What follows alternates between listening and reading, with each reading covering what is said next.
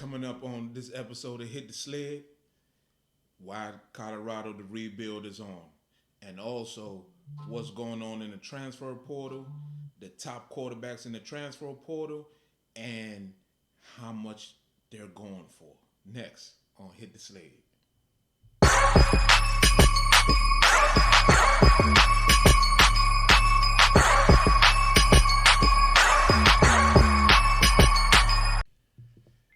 Hey, what's up, everybody? This Eve coming to y'all with another episode of Hit the Sled.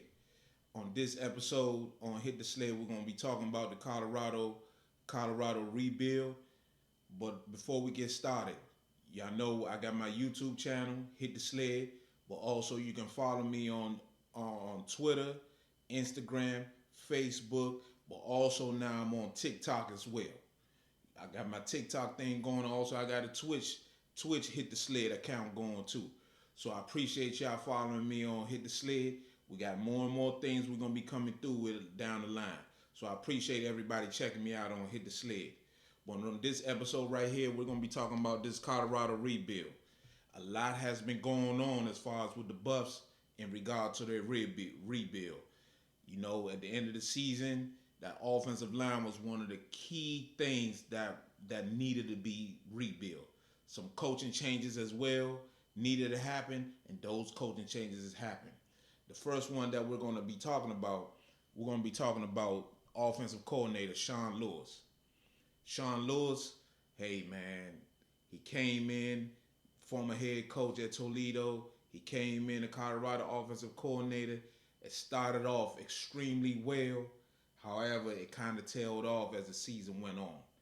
The offensive line was a major issue. But fortunately for Sean Lewis though, he ended up getting a head coaching job at San Diego State. God bless him. As you can know though, at the end of the season last year, Coach Prime replaced him as the primary play caller. As the season went on, it started some things they couldn't run the ball. I don't believe it was strictly on Sean Lewis. It had a lot to do with their offensive line. Their offensive line was not good at all. So unfortunately, Coach Prime had to make a tough decision. He replaced Sean Lewis with Pat Shermer, and we're gonna talk about him a little later on as far as being a primary play caller. So fortunately though for Sean Lewis, he's become the head coach at San Diego State. San Diego State is a mid-level program, kind of a little bit higher tier from Toledo, but it's a very good job. Brady Hoke, the former Michigan coach, was the head coach for the. He was the original head coach at San Diego State before he left to go to Michigan. After he was let go at Michigan, he ended up coming back down to San Diego State, where he's been the head coach for a number of years now. He retired, and now they went and tapped Sean Lewis to be the next head coach. I think it's a great spot for him. Of course, San Diego is San Diego. It's a nice place, beautiful weather. He can recruit there. They have their own specific football stadium there. I think he's gonna do a tremendous job there. He really is. Sean Lewis, from what I can see, he's really good on offense. And once he goes to San Diego State, he gets his own players in. He builds this roster. I think he's going to do a good job. He looks like a good coach, but it's just that as the season went on, because of the poor offensive line with Colorado, he couldn't really do what he wanted to do. But you could clearly see initially, early on in the season, he had some things going. So he moves on to San Diego State. But not only him, but Sean Lewis also tasked Bill O'Boyle as the offensive line coach. Bill O'Boyle was the offensive line coach there at Colorado. He's following Sean Lewis off to San Diego State. Um, he did it. It was a tough job. We can't really judge the job he did because the players that he had, they wasn't really that. I don't want to talk badly about those young people, about them kids, but they weren't up to the task that's needed for them to be successful. Shador was getting hit to the point where he had to miss the last game of the year. Supposedly he had a fracture in his back. Didn't play, but he took a beating. Shador showed a lot of heart and a lot of determination. So for Bill O'Boy to follow Sean Lewis over to San Diego State. We're gonna see how they play this year. San Diego State is gonna be a team that we need to follow. We need to keep an eye on to see how they're doing. So he follows him. But not only did those two people leave, those two coaches leave, I should say. Also, the defensive end coach Nick Williams, he moves on as well. He's moving. He left to go to Syracuse. Um, Nick Williams is a young up and coming coach. He goes over to Syracuse where the DB coach from Georgia moves over to Syracuse. Supposedly Nick Lewis and the DB coach are really really good friends. So hey, if your boy has a head coaching position, the money had to be right. You gotta go, man. Gotta move up, man. So you can't really blame him for that. He has to move on.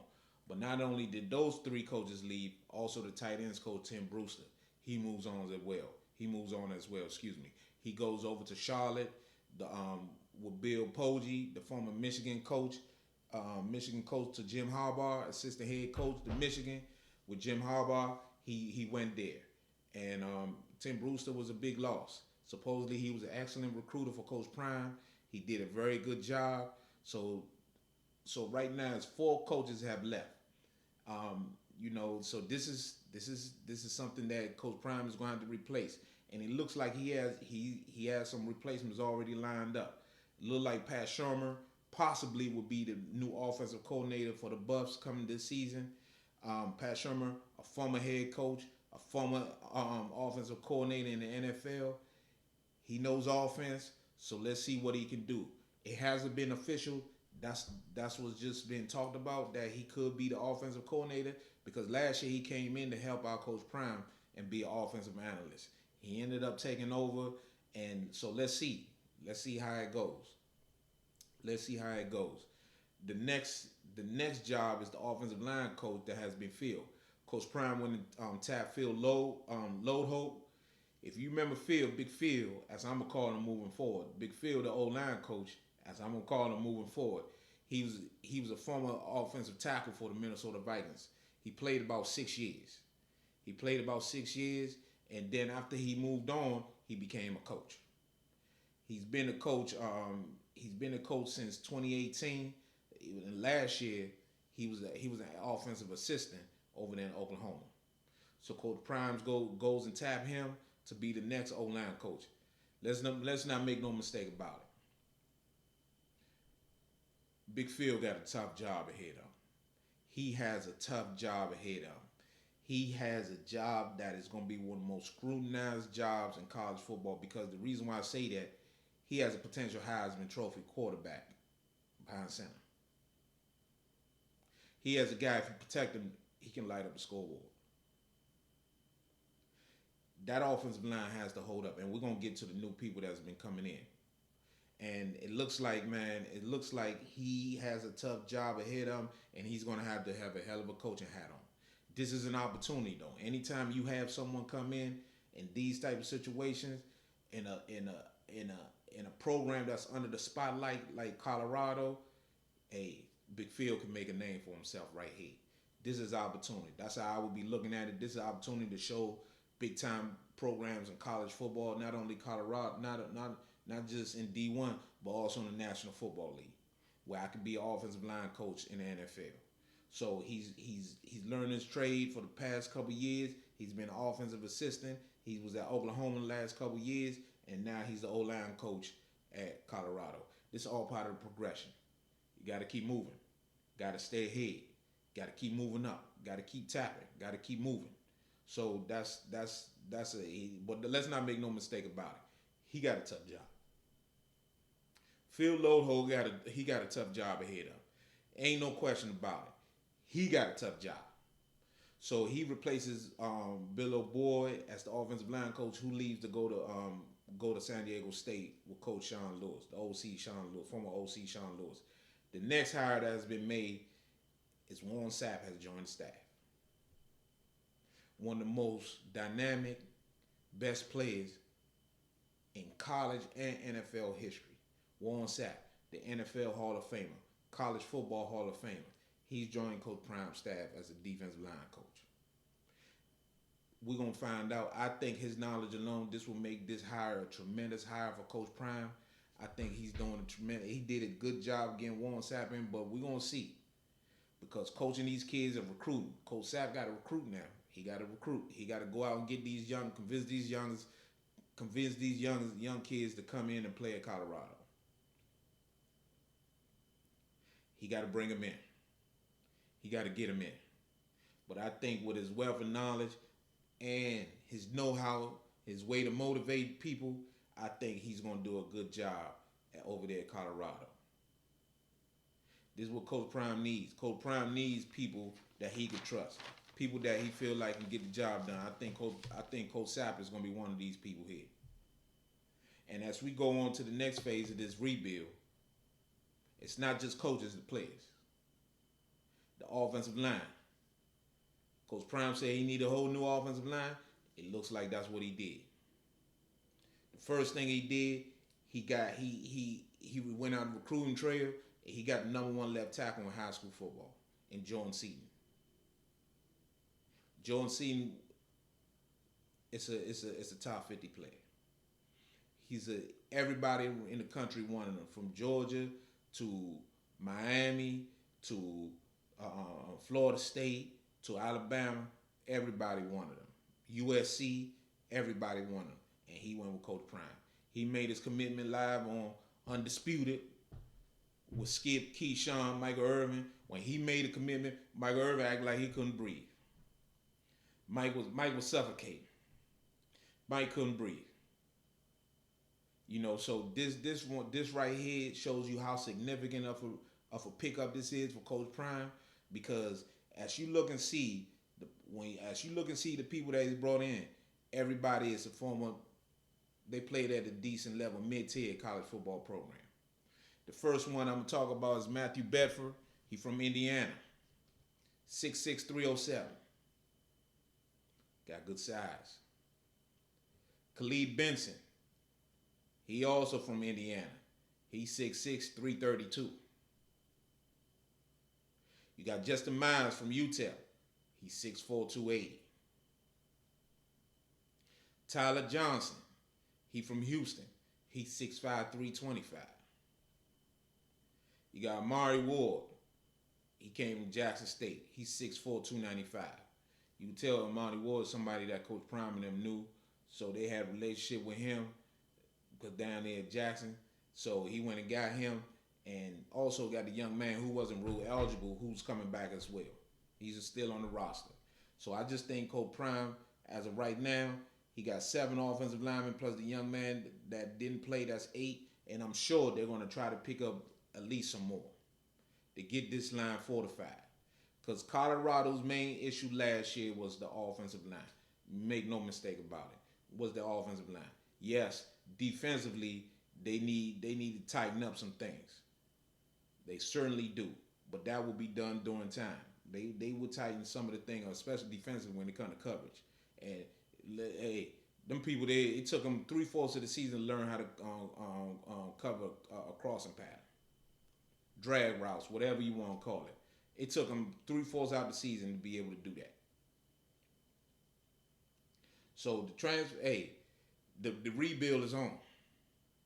The rebuild is on. Also, they getting commitments from they just got a commitment from a wide receiver from Vanderbilt. Coach Prime would never have any issue recruiting skill position players. He would have no issue recruiting skill position players. He's always gonna have skill players. So he's picking up skilled players as well because Jimmy Horn moves on. Xavier Weaver moves on. He still has Travis there. Travis Hunter, he's only there for 1 more year. You got some the young receivers. They still there. They gonna be ready to go. So the rebuild is on in Colorado.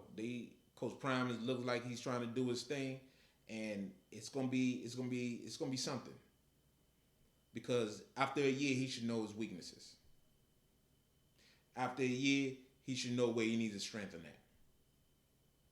After a year, he should know that, hey, we need to show up here. We don't need to worry about this so much. We're good. We're good where we at. He needs to know that. He has to. See, Coach Prime, a lot of people don't understand. Coach Prime ain't real big on high school, on the high school recruits. He mainly want to go through that portal. He a portal guy. Coach Prime is a portal. Coach Prime ain't got time for people to develop. He want to win now. So Coach Prime is always in any program he's in. He's gonna be real big on the offensive line. I mean, in the portal, I should say. Excuse me. He's gonna be real big in the portal. The portal is gonna be where it's at for him. He's not gonna be doing too much. I believe the portal should supplement your main roster, which is high school. But that ain't how Coach Prime looking at it. Coach Prime going the other way. He going to portal. The high school recruits supplements the portal players. That's how Coach Prime doing it. That's how he doing it. So with that being said, one of the things as we as we talk about the transfer portal, one of the things I want to talk about is who just came into the transfer portal. And this is important. One of the young men that came into the portal is a young man by the name of Maalik Murphy. Maalik Murphy was the second string quarterback at Texas, University of Texas. Texas, as we all know, is currently in the college football playoff. Maalik Murphy transfers out while Texas is preparing to play the playoff game because, as he stated, he's doing this purely for him and his future. You know why Maalik Murphy is doing this? And I'm going to talk about that later. He has a real significant reason why. As he says, he's doing this purely for him and his future. Man, let me tell y'all something.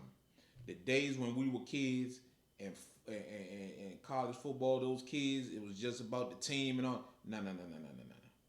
You got to do what's best for you. Texas is preparing right now for the college football playoff, and their second string quarterback has left the program to go take care of his business personally. He went to go find another school, and I'm gonna tell y'all the reason why in just a second. The next one is Tyler Van Dyke. He's currently in the portal. We're gonna talk about him later as far as where he ended up at. But college football has changed, where players are in the college football playoffs and they're transferring out because they got bigger fish to fry. Maalik Murphy said, I'm not the starter here. I got to go somewhere where I can be the starter, and I got to get my benefits right now. Thank you, Coach Sock, but I got to move on.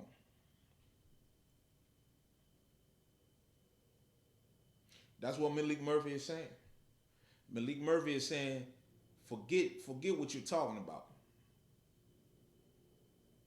Forget what you're talking about. I am doing this because I have to take care of my future. And to be honest with you, you can't blame him. Can't blame him at all. You can't blame him at all. He has to do what he has to do. Same thing with Tyler Van Dyke. Season over, he had to get out. He had to leave. Because the reason why I'm telling you this, these young people now, they treating this thing as a business, is that the reason why is a good quarterback in the portal costs about $1 million to $1.5 to $2 million. $2 million for a good quarterback in the portal. College football. That's how much some of these kids are demanding. Some of these kids are demanding $1 million to $1 million, $1.5 to $2 million to transfer. A day one or day two quarterback that's going into the NFL, that a day one quarterback, meaning a guy that's going first rank. A D1 general manager said they are asking for $2 million. Think about that. $2 million.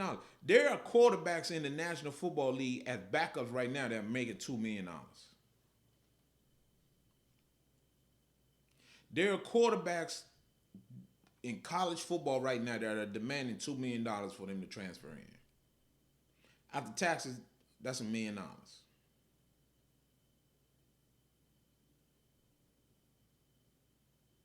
The going rate for a veteran transfer quarterback who just wants to play, who might not even make it to the NFL.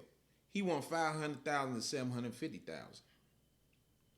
So a kid that might not have a real future in the National Football League, but wants to play, he can still play. He wants to go somewhere and just play and end his career. He won 500,000, 750,000. That's how much he asking for. A blue chip freshman. What's a blue chip freshman? A blue chip freshman is a freshman where he was coming out of high school, he was a 5-star or a high 4-star athlete. He goes to the school, he signs. He doesn't like the coach, or he doesn't like the school, or the coaches leave, whatever it might be. He transfers out. Wherever that blue chip athlete go, blue chip quarterback go to, he won $1 million.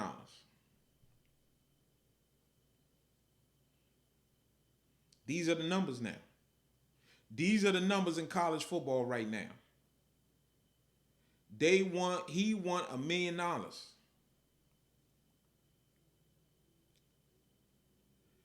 The transfer portal now for quarterbacks is so every kid that's in the transfer portal thinks they're going to get $1 million.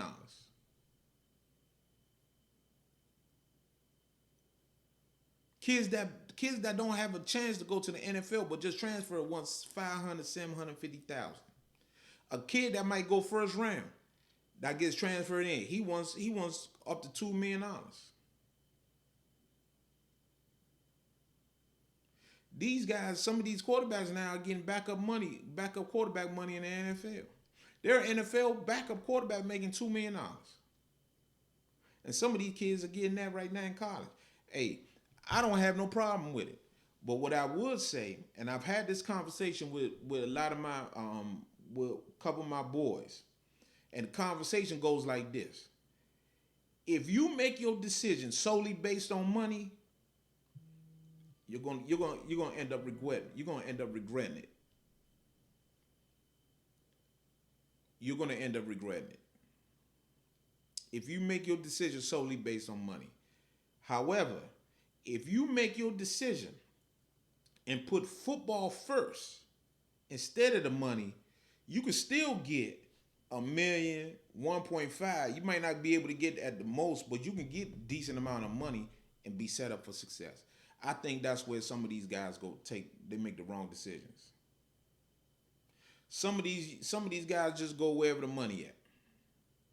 If you have a real opportunity to make it to the National Football League, you can't just go to the highest bidder. Because in the back end, you trying to elevate your value. You got to play well. You got to go to an offense where they can showcase your skills, showcase your ability, have a great. You got to look at the circumstances around it. It's the reason why this program looking for players. They might not have an offensive line. It's the reason why that quarterback ain't there. Because they might not have an offensive line. They might not have a good running game. They might not have no receivers. The offensive coordinator might have got fired, was terrible. So you can't just choose a school solely based on money.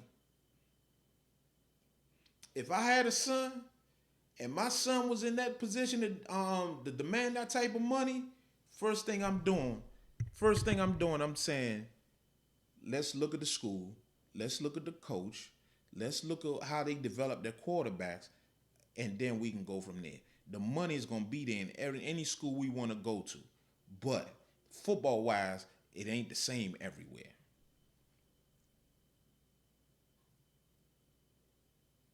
It ain't the same everywhere. So I would make my decision based on football, not based on the money. Some of my friends disagree. That's on them. But if my son was in that position, I wouldn't do it. I would look at football first and then the money. I would take a little bit less and go to the right spot. Play well, play great, add value to me as a draft prospect, and then I can go somewhere else. A perfect example would be the Heisman Trophy winner this year.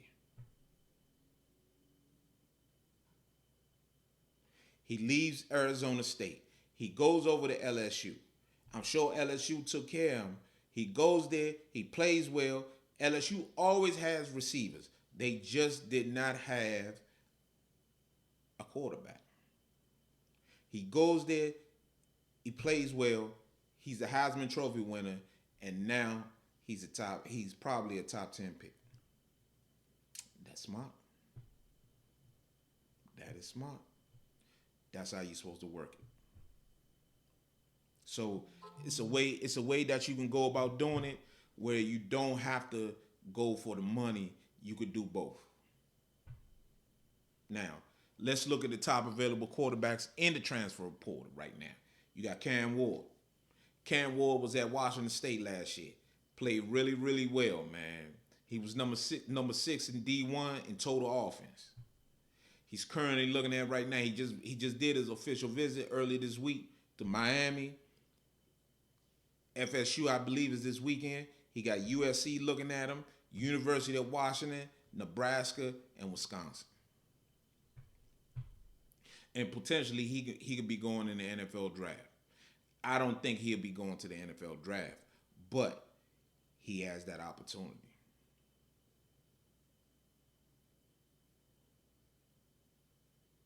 I think Cam Ward is a hell of a player.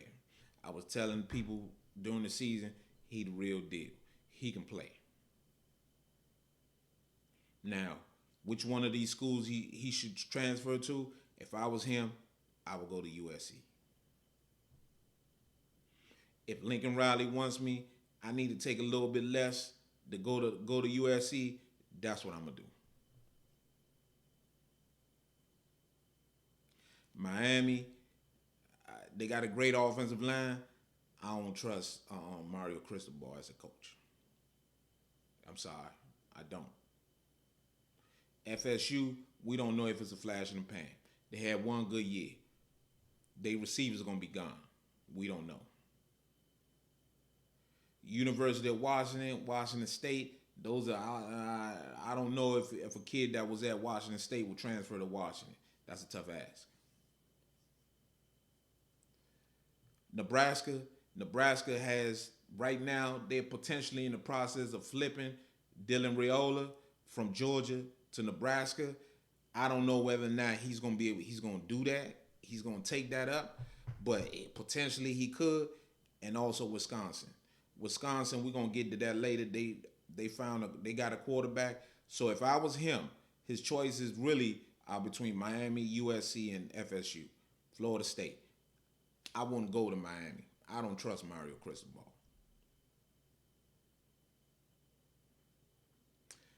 I would go to USC. Florida State, I don't know if they're a flash in the pan. I wouldn't go there. I would go to USC. If Lincoln Riley wants me, that's where I'm going to go. The next quarterback, the number 2 quarterback right now in the portal, is Malik Murphy. We talked about Malik Murphy earlier. He left a team practicing for the college football playoff to go the jump in the portal. You know why he jumped in the portal? Because he knows wherever he signs, wherever he goes to, he's gonna be getting a million, 1.5, $2 million. If Malik Murphy waits until the college football playoff, the money might be gone. He might not have a good choice. Then he's sitting second string again behind. He's second string in Texas, so he had to leave now, so that he can be able to make the right decision.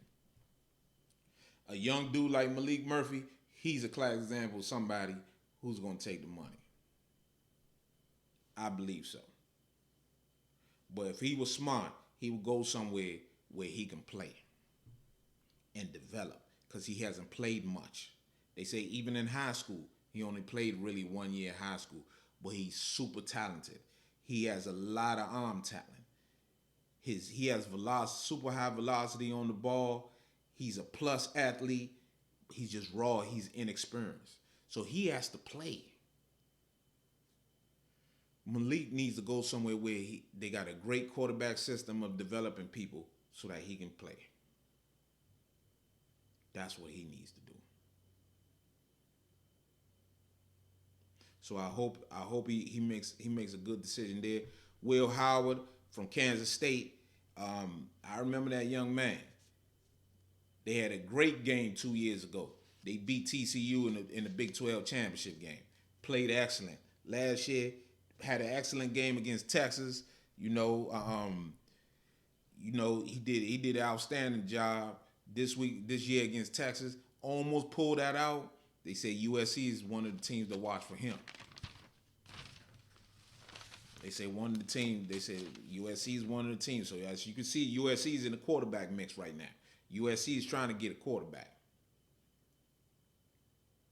Number 4 quarterback in the portal is Kyle McCord, the Ohio State quarterback. Kyle McCord is a solid quarterback, but it looks like right now he was trending towards Nebraska, but Nebraska is looking like they might be able to flip Dylan Raiola from Georgia to Nebraska, and if that's the case, they're going to move on.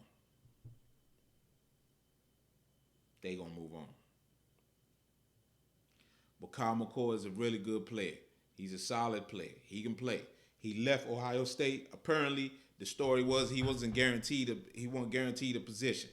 So he said, hey, if you can't guarantee me my spot, I can't be second string. I'm gone. So now he's in the portal.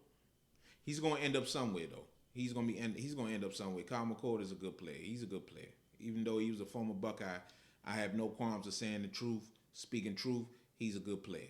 That young man needs to be playing somewhere. He's a very good player.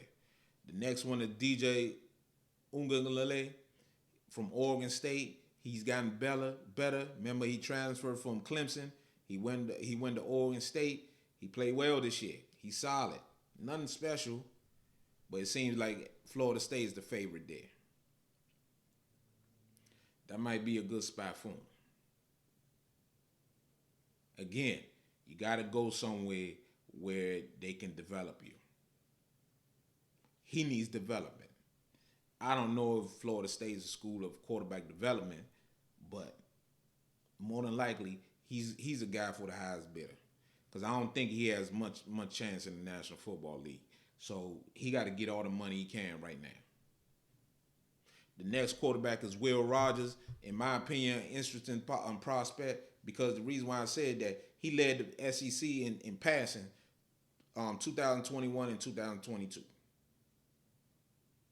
This past season, he had a lot of injury. He had a shoulder injury, and they had a new system on timely passing. Unfortunately, of legend Mike Leach, he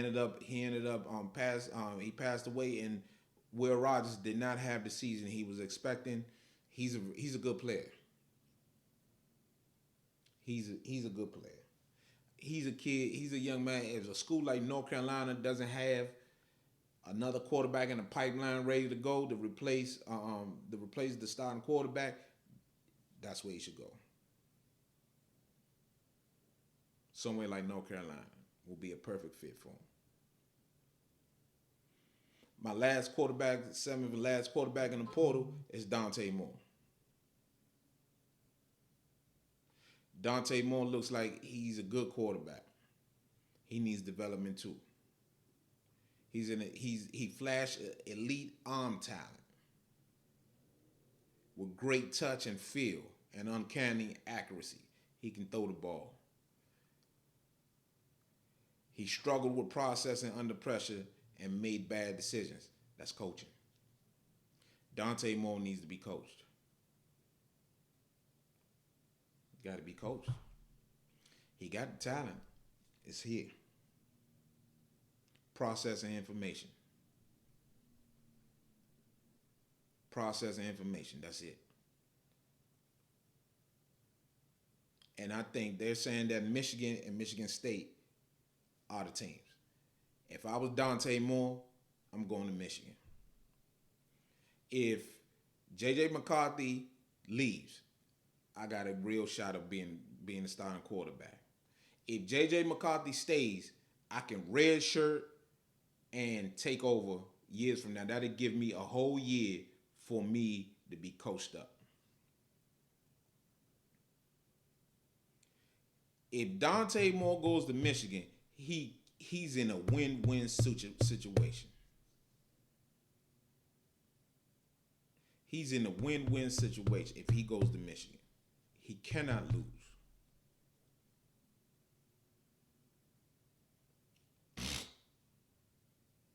This where the decision makers, this is where he got to be able to make the right decisions. He got to make the right decisions for this to come through. So those are my quarterbacks and elite quarterbacks in the portal. Notable couple notable transfer quarterbacks that have committed. Maryland got a commitment from MJ Morris at NC State. Don't really know. He was a good player. You know, Maryland got to replace Talia on Tonga Valoa. Tua's younger brother who set ACC passing record. You know, he did decent young man. Probably go to the National Football League. He did a good job. Tyler Van Dyke, the former University of Miami quarterback, he transfers to Wisconsin. Smart move by him. Get his school early. Don't be playing around. Get to your school early and get going. That was smart.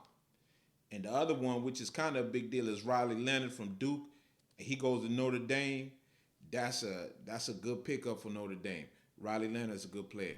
He was banged up. He missed about 5 games this season. He was really, really banged up. The best win he has when they beat Clemson early this year, I believe, was the first game of the year. He did a tremendous job on Labor Day. That's a good pickup by Notre Dame. And the last one is Dylan Gabriel from Oklahoma to Oregon. Again, Oregon ain't developing no quarterback. They going straight to the portal. Dan Lanning ain't developing no quarterback. At one point, Dante Moore was committed to Oregon. They moved on. It looks like Dan Lanning believes in having experienced quarterbacks that can come in ready to go.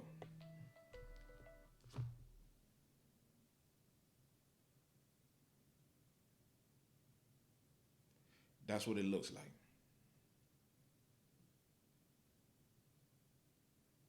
So the transfer portal quarterback is real active right now.